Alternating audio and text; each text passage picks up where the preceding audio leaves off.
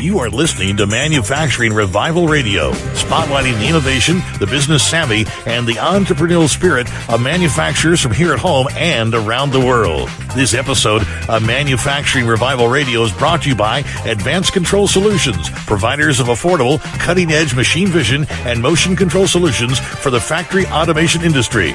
And now, here are your hosts, Todd Schnick and Todd Youngblood. Good afternoon and welcome back. We're coming to you live from Chattanooga, Tennessee, direct from the Southern Automotive Conference presented by the Tennessee Automotive Manufacturers Association. Todd, they saved the sassiest one for the end. I know. I love it when that happens. But before we get into that, last quick shout out to our sponsor today, Advanced Control Solutions. It's been a real pleasure working with them. What a great day. It always is a pleasure working with ACS, and the lineup of guests they had in here. As we were talking just before the show, what an education. I've been around this industry for 30-plus years, and the learning curve is still steep as it ever was. I love it. Yeah, no, it's been a great day. But I'm looking forward to our final guest of the day. Say hello to Mary Carlson, an account executive with Talascend Worldwide Technical Resources. Welcome to the show, Mary. Thank you. Welcome. Well, it's great to have you. Thanks for joining us. Before we get into it, take a few seconds and just tell us a little bit about you and your background. Sure. I've been in this industry and working with automotive manufacturing for the better part of 30 years. We are headquartered in Troy, Michigan. I moved down to the Nashville area to open up an office. And what we really do is we are human capital consultants. And so I work with a lot of automotive manufacturing companies, help them plan their future workforce, and really find out what needs they have now that we can help them out. Whether they have an engineering project that needs to be staffed, and we staff that whole project for them. We just look for high-level executives that they're looking for. There's several different facets of the engineering services that we offer to manufacturing companies. Well, Talascend is in the human capital business, so just for the benefit of the audience, Mary, if you don't mind, just be sure that there's a real clear definition of what human capital is so the audience knows exactly what you're talking about. All right. What we do is that I help companies plan for the future. And so let's say we know that they're going to be adding on to their plant.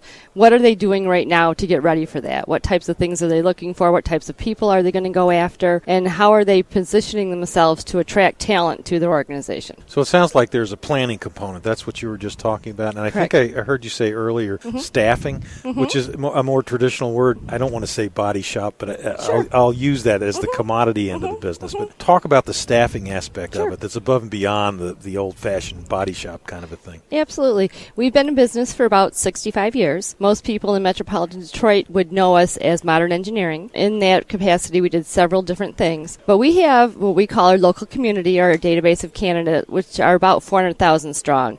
So Wow. Nobody has gotten into our database unless they've talked to a member of Talascend. We just don't send out spidering software throughout the internet to collect resumes and throw them into our database. And it gives us an advantage when we're looking to fill an electrical engineer. I can talk with my recruiter who is skill set focused. She only works on electrical engineering, and she can send out an email to 300 electrical engineers that have told her they're interested in that area of the country, and we can talk with them. Well, you've been in the automotive space for quite some time. What's evolved last several years in human capital? What's changing? The new folks that are coming into the industry are finding a whole different way of how they approach work. Everybody knows traditionally in the automotive industry that a lot of people are used to working several 12-hour days, sometimes 6 and 7 days a week. And some of the new folks coming in really aren't interested in doing that. They're really looking for that family life-work balance. And so that's something that a lot of the manufacturers are going to have to address. A different way to have a little bit more flexible of a work environment for some of these folks. Mary, we talked about a learning curve and how steep it is, particularly in manufacturing kind of business. And you used the example of electrical engineers earlier. You may find an electrical engineer 2005 that was perfect, leading edge, knew all the latest stuff.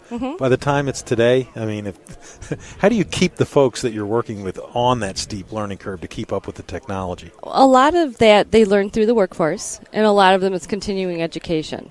So really it just depends on what the person wants to do to continue to advance their career, and that's how they stay on top of that. We also have, in something that we did about 5 years ago, we had several oil and gas customers that used designers that really concentrated on a specific software.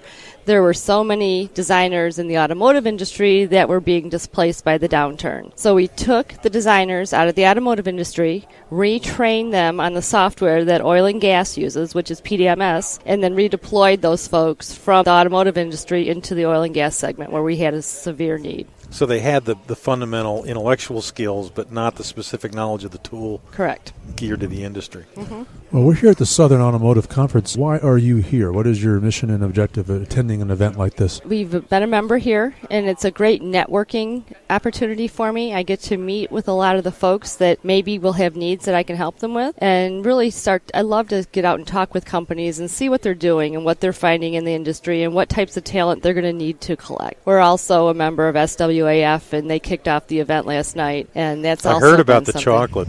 Yes, it was. The SWAF is another great automotive environment that we're lobbying to broadcast from that chocolate thing next year. You should, because it wasn't just chocolate, Well, that's all that mattered to me. Talk about the demands you get from your customers. I mean, I don't want to put it in terms of, a lot of time customers have unrealistic expectations, but talk about what are you getting pushed to deliver that you're not quite delivering yet or are really challenged to deliver? Everybody is looking for the 3 to 5 year engineer right now. Everybody. What does that mean? 3 to 5 years of experience. Okay. And so a lot of folks got out of this environment in the downturn, so that 3 to 5 year engineer is very difficult to find. That is probably the biggest push. Electrical is a very hot skill set, especially with all the electrical components of the cars and how they're manufacturing them now. They're all going to battery-operated cars, and so electrical is very important right now. That's probably the hottest skill set. Well, and how do you address that? I mean, that's got to be a heck of a challenge. Either those folks are there or they're not, I would think. We have to come up with creative ideas on how to find folks. And a lot of times it's telling your customer, okay, you're looking for the 5-prong candidate. They don't exist in the marketplace right now, so I'm going to give you the 3-prong candidate. At least they fit 3 of your requirements. You're going to have to train them on the other 2. How does modern technology helping you do your human capital efforts? Is things like social media and those kind of things make it easier to communicate internally with those kinds of people? Does that help at all? Huge. LinkedIn is a huge source for us. We do a lot on Facebook. We also do a lot on Twitter. A lot of the younger 3 to 5 year people that we're looking to attract